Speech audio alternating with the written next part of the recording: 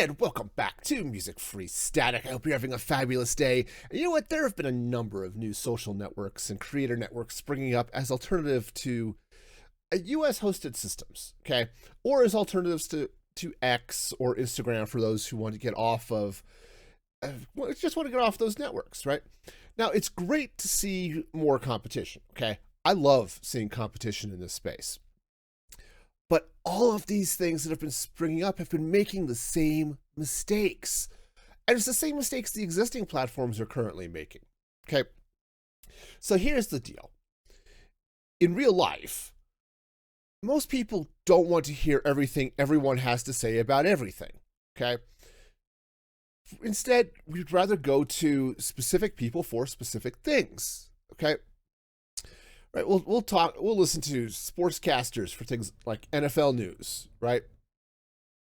Or maybe I want to talk to my sister about what's going on in her family, but I don't care about her political hot takes, okay? Or, I want to see posts from Minecraft devs. So those people who are developing Minecraft, I want to listen and talk to them about Minecraft, and I don't care about everything else they're doing, right? Or I want to go talk to the gardener down the street about how she keeps her lawn looking so amazing, right? But I don't care about anything else about what she's doing. Or I'll talk to people at work about work things, right? We very often want to hear about something from somebody, but not everything, okay? But every social network out there focuses on the idea that we want to know or hear or see everything that everybody posts, okay? Admittedly, there's some other problems that come with that, but they're all basically that same thing. Blue Sky hasn't changed this at all, right? They're basically a clone of X, and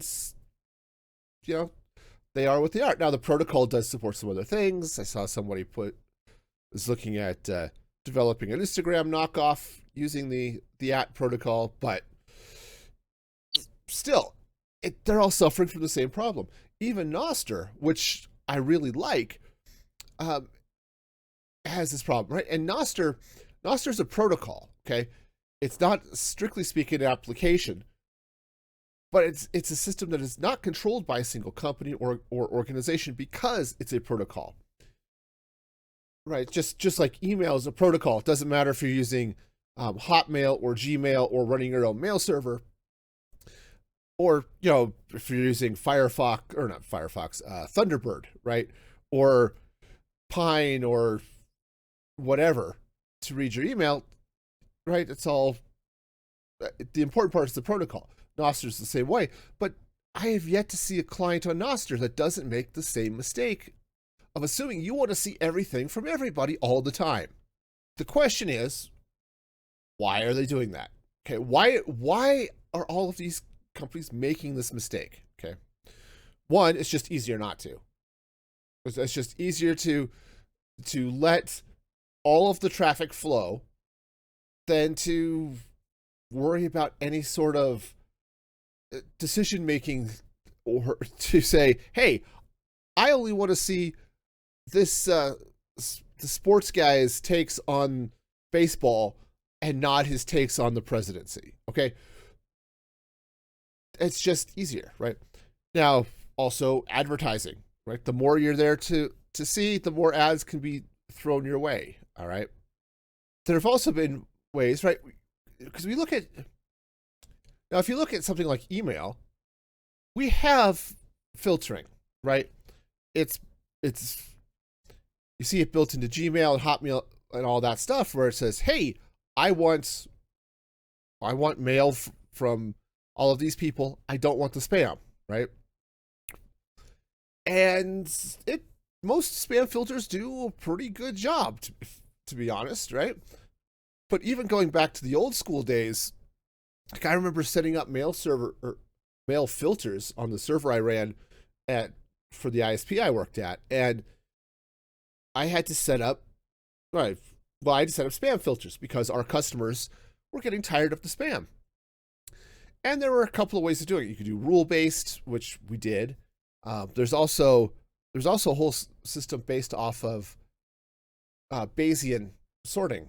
Okay, and the idea was that you would train the filter based off the messages you wanted to see and what you did not want to see. And as it learned, it would then start to sort the wheat from the chaff, okay?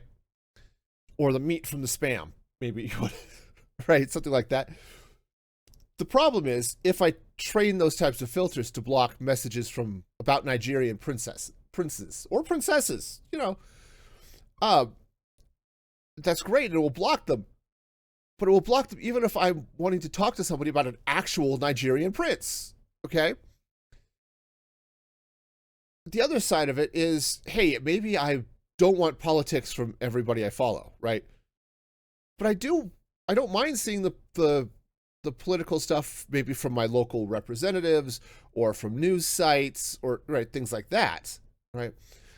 I don't need the weird guys down the streets political hot take, right?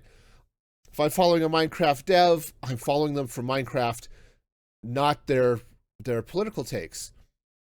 So I can't just do a blanket ban on politics. Like I said, if I'm following my local representative on X or on Blue Sky, obviously they're going to be talking about politics, and I want to follow that, right? So some of those old school ways of doing things just aren't going to work. None of this even takes into the account the idea that, hey, maybe your creator media site isn't showing you anything or showing you everything anyway, okay? Facebook is notorious for this. X was bad at this, or back when it was Twitter, with their just their main homepage, because it was a AI generated list of what's promoted that you want to see, right? That's all separate, okay? We're just talking about an idea that, hey, maybe you're getting everything in order from the people you want to see, okay? Great. So how do we solve this, right? Now, there are a number of options, okay? There are pros and cons to each of them. Well, let's get into it. We'll talk through some of these issues, okay? First, you can do something that's tag-based, right? So when you're typing up a post, you slap a hashtag on it that gives it a general category, okay?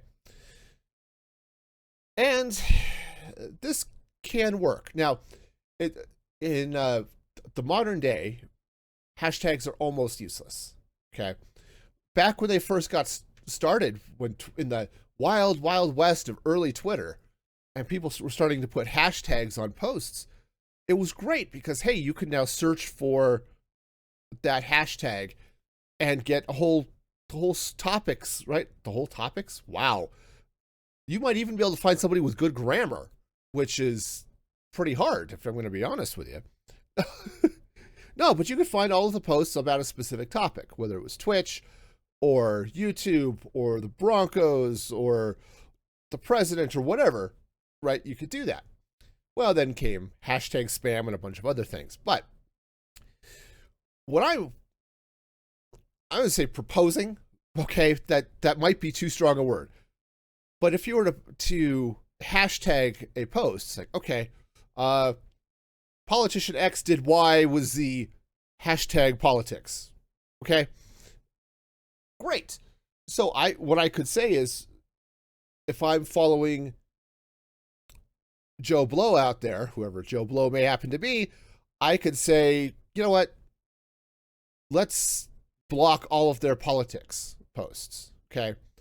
But maybe Jane Awesome over there, maybe her politics posts are great. I want to follow hers. But I don't care about her walking her dog. Okay? Hashtag Fluffy. We'll just block that. Okay? And that starts to self-curate your feed a little bit, okay? And you could add some global tags and things like that. So it's like, I don't care about politics at all. Hashtag politics, gone. The problem with this approach is that it requires users to tag their posts. Okay.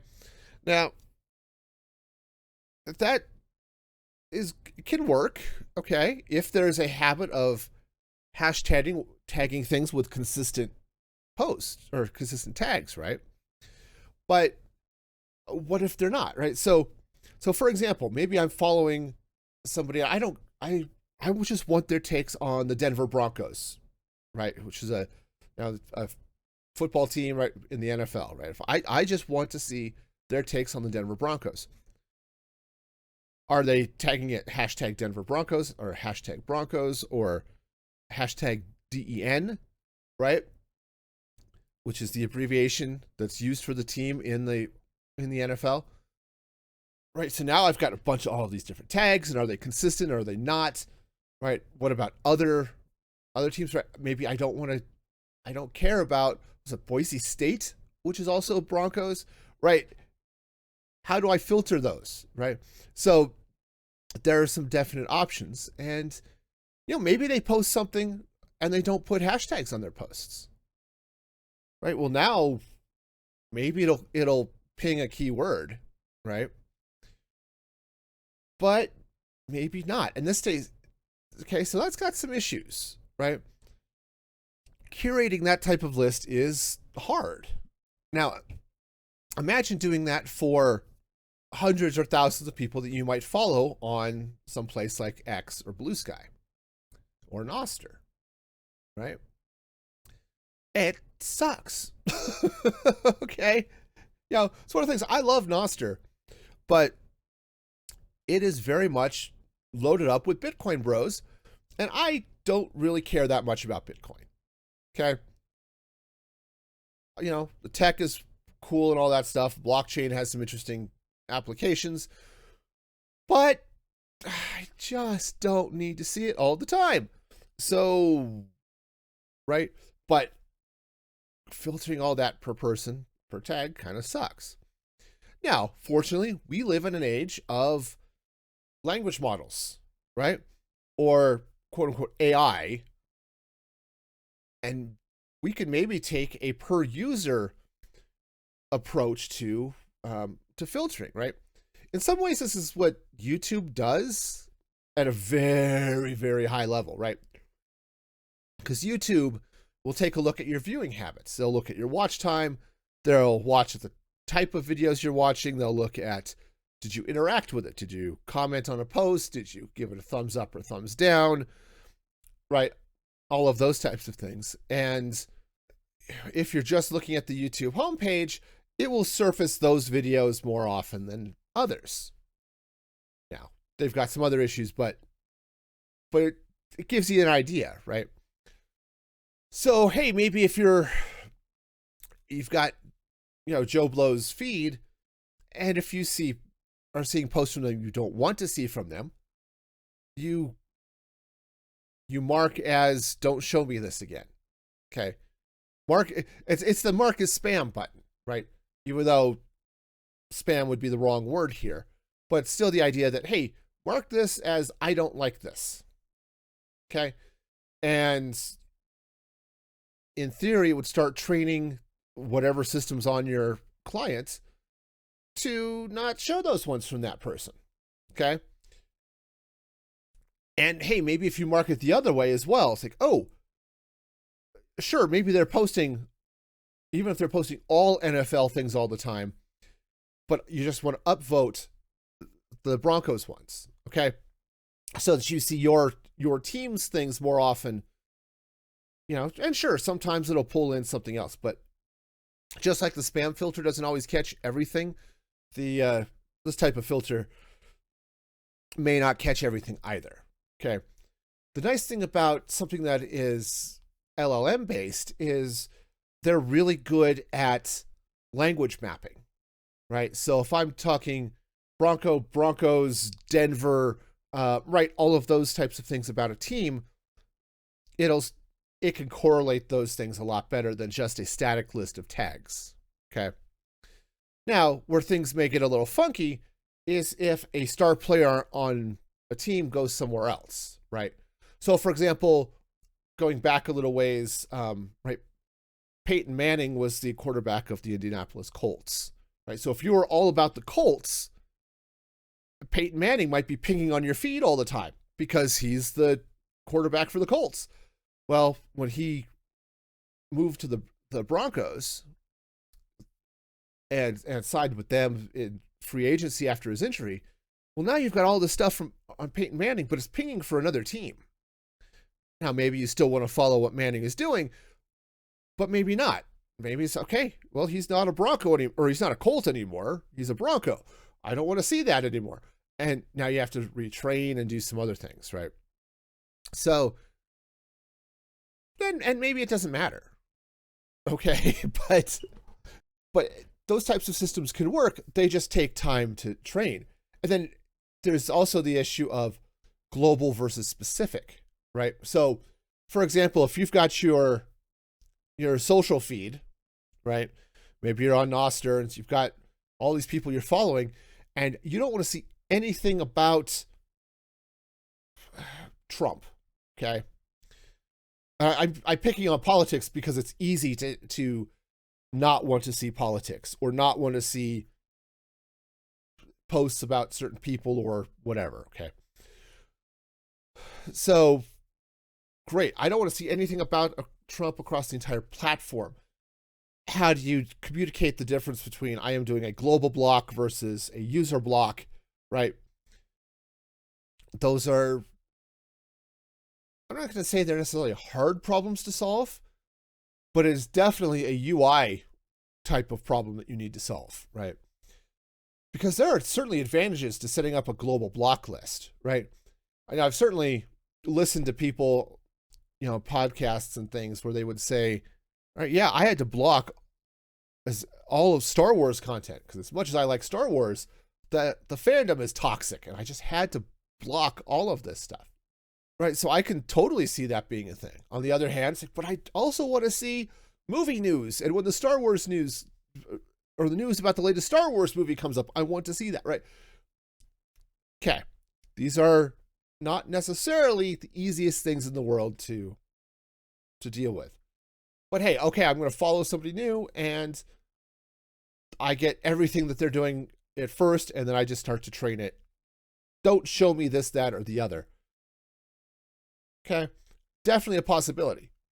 Now, there's a third option, which I think is the problematic on a number of levels, but the option is you don't do any of that, and the app decides what you like.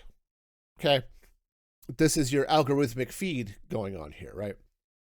And this is what YouTube does. Instagram does this to some extent. Facebook does this to some extent, right? And the idea is that, hey, we know you like this, and we were going to show you this, and maybe a random smattering of the other stuff. Okay.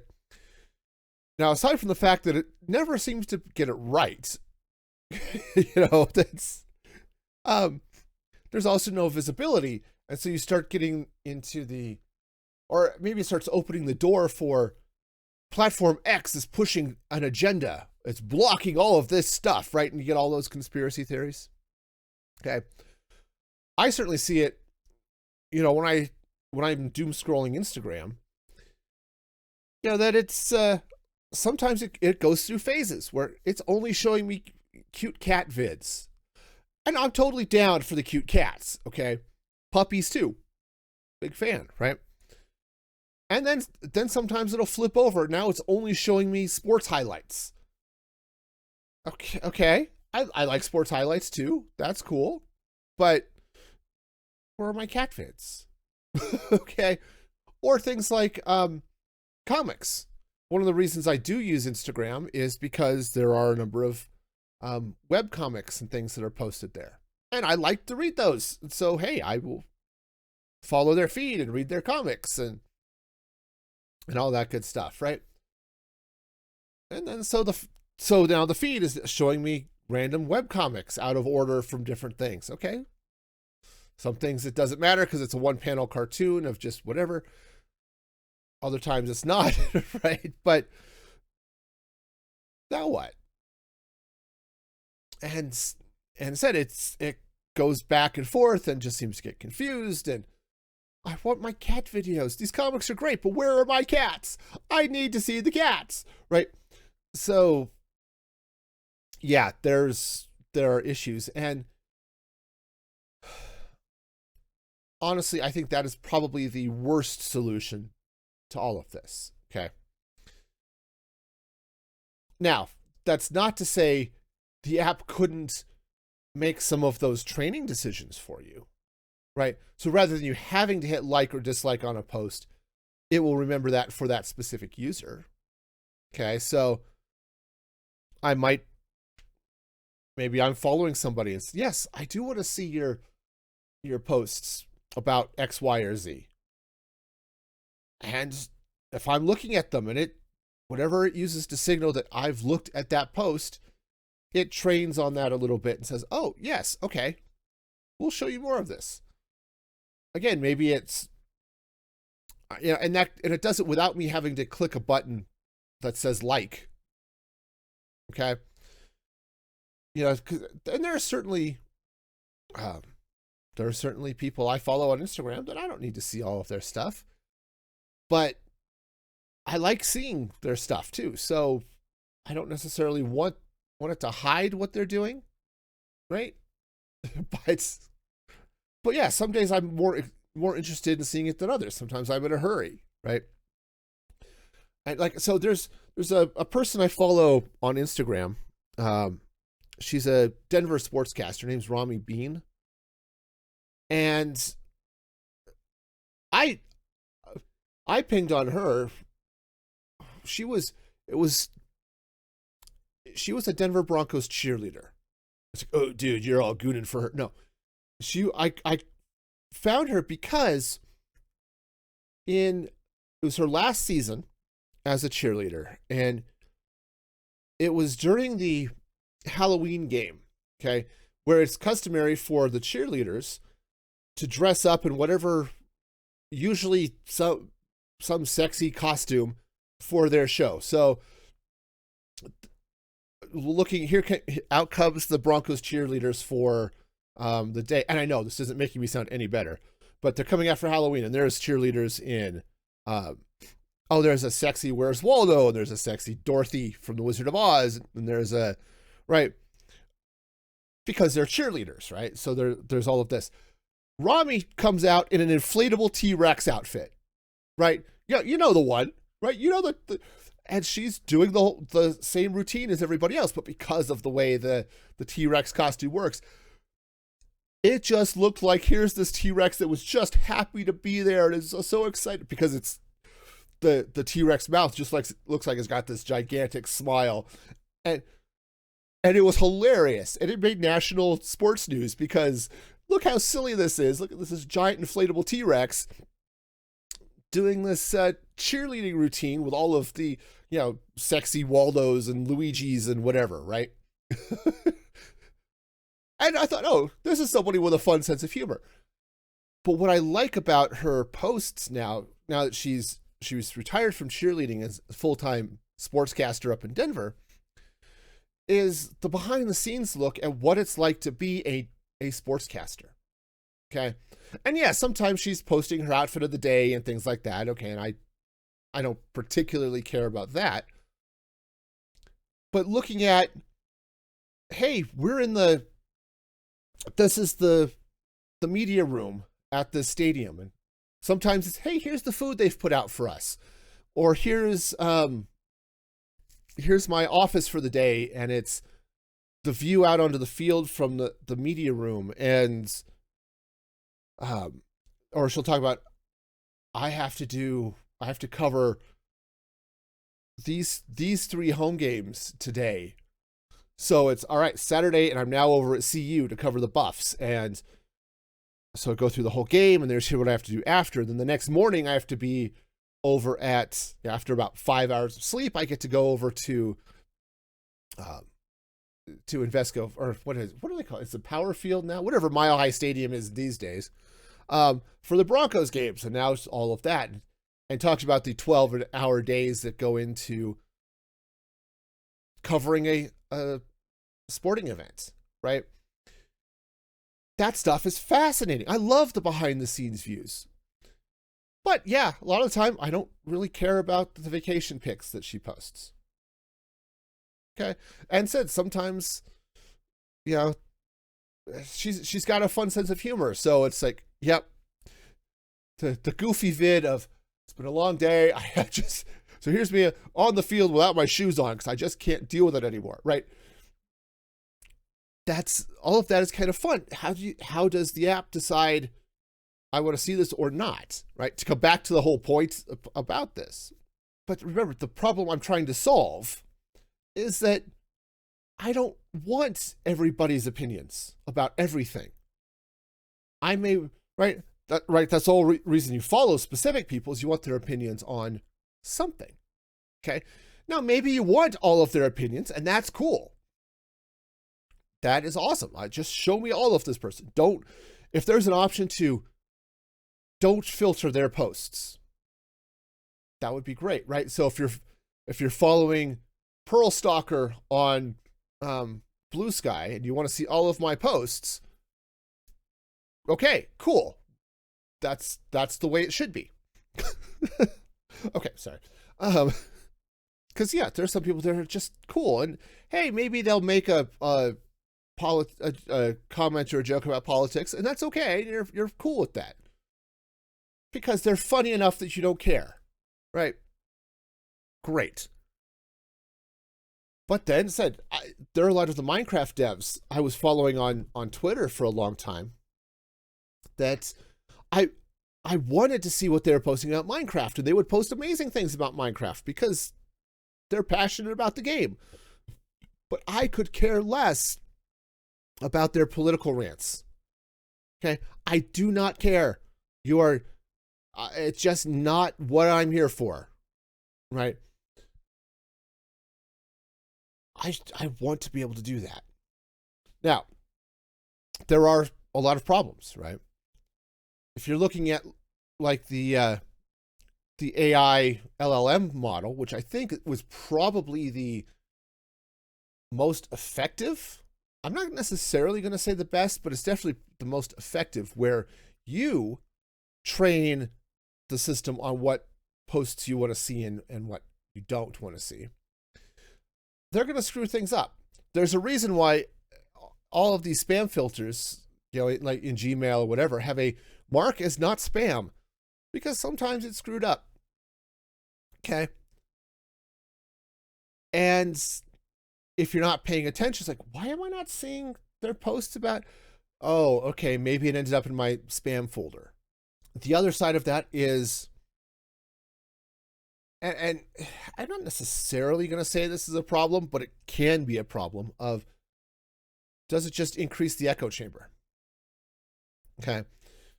It's not that I don't want to see politics. I want to see politics only for the people I like. Okay. Right. I want to see people who are only out there to own the Dems or own the Republicans or whatever. Right. If they're not Marxists, they're not for me. Right. Those are legit issues. Right. And I think that's part of the reason maybe we're starting to see why we're full bore into this very divisive political scene. Okay. On the other hand, we also see it outside of politics in movies and stuff too, right? I'm a huge Star Wars fan. Love Star Wars. But man, the Star Wars fandom kills me. But it's real easy for somebody who hated a specific Star Wars movie, or they didn't like The Acolyte, or they didn't like the sequel trilogy, and they just start only following people who just dump on Star Wars. That becomes a problem, because now their worldview, according to what they're getting from their creator media sites, is that nobody liked Andor. And it turns out lots of people liked Andor, right? So that becomes a potential problem, right? Now, maybe that is a problem or it isn't, but the reality is you can see where that's going, right? Now, there is the potential that this is going to this is going to have some storage costs. Okay. Because keeping track of all of those signals of whether or not you liked a post or not and all this stuff, you got to keep track of that somewhere, somehow. Okay, so there's a lot of storage involved with that. Because you think about how many thousands of people you might follow on X or Blue Sky or Nostr, and they're keeping track of that so that they can show you your feed. Okay, and yeah, so how do you deal with that? Now, for mail clients like Thunderbird, they do it on your desktop, and that mostly works. But what if you're using a different client, right? So, for example, I was using the email example of spam, right? If I'm using Thunderbird and it's got its spam filter and it's doing its thing, and then I go and use the Gmail web interface, that's not using that same spam filter, and so the messages, I'm seeing messages there perhaps I did not want to see because the filter in Thunderbird hasn't run on them yet. Okay. In the case of Nostr, where you can have multiple clients that are talking to the application, I think Blue Sky can do this too. Well, maybe the client that I'm running on my desk will do that filtering, but if I use a different client, now I've lost all of those signals. Okay. So that is a potential problem. Okay. Because I know I'll pull up Nostr on my phone, I'll pull it up on my web browser, right? And yeah, if I'm using different apps, they'll have different training settings. Okay. Again, this is an issue. Now, for something that's purely web-based, now that's a little bit easier. Or even if they've got an app but they're storing all of the training data on their side, okay, that's definitely a thing. And at least the training data would follow you. But yeah, that's something to consider, okay? And maybe it's okay. Maybe it's an okay trade-off, but that can get confusing for somebody, right? Because not everybody understands. So not everybody understands that something like Blue Sky or Mastodon or Nostr is open to some extent at the protocol level, so you can use different clients, right? Sure, I could use the native Blue Sky app, but maybe I'll use OpenVibe instead. Okay, right, and so you get somebody who says, oh, I'm just going to get on my Blue Sky, but I've heard that this is really cool, and they hop off the native app and they go to OpenVibe. It's like, what happened to all of my filtering? Why am I seeing all this stuff? I wasn't seeing this before. Right, and now you get potential conspiracy theories, or, oh yeah, crud, I was doing all of this filtering over there, so I only saw what I wanted to see, and now I'm getting the fire hose again, and okay, right. This can be an issue. And heck, it can just be simple enough that your end users totally forgot that they blocked certain terms, right? If you're using something less tag-based or word-based, it's like, oh yeah, why aren't I seeing anything about the Broncos? Oh, I forgot, I blocked it, or I didn't want to see spoilers for the latest Star Wars movie, so I turned on my spoiler filter and I forgot that I turned it off, right? Or forgot to turn it off, right? That's people are people, right? They will 100% forget things, right? Especially if it's something that's a fire and forget type of thing, right? And the other side of it is they may not understand that they've been training things or what they've been training into a system that is sort of AI LLM based, right? Again, your spam filter. Is they may not quite understand. It's like, why aren't they showing me all this stuff? It's because you downvoted this every time you saw one, right? Anytime somebody mentioned something about Trump, you voted it down. Now you're wondering why they're blocking everything about Trump? Well, it's because it's what you told it to do, right? And how do you untrain it, right? Because what if it trains wrong, right? This goes back to the mark is not spam type thing, right? Now, here's the thing, okay? And I want to zoom out a little bit because I think having this in context is a good thing. Getting the fire hose is hard. If you're following a lot of people, there's a lot of stuff. This is why you have algorithmic feeds. What I think we need to be doing as end users is taking control of those feeds so that we can see what we want to see and tailor it to our experience. And because it's driven by us, we're the ones making the decisions, not Elon Musk or Mark Zuckerberg or whatever AI they've got that they're training on their side to decide what you like and what you don't like. It's what you have trained their system to know what you like and what you don't like. Okay? And honestly, I think it's going to make using these feeds a lot easier. And maybe if something like this were to actually spin up, we'll start seeing creator media sites that aren't making this mistake and are truly allowing us to see what we want to see. And holy cow, I've been ranting for a while. It happens. Maybe you don't want to see this post and you downvote them and you don't see it again next time. But if you do see it again next time, be excellent to each other. And until then, this is Music Free Static signing off.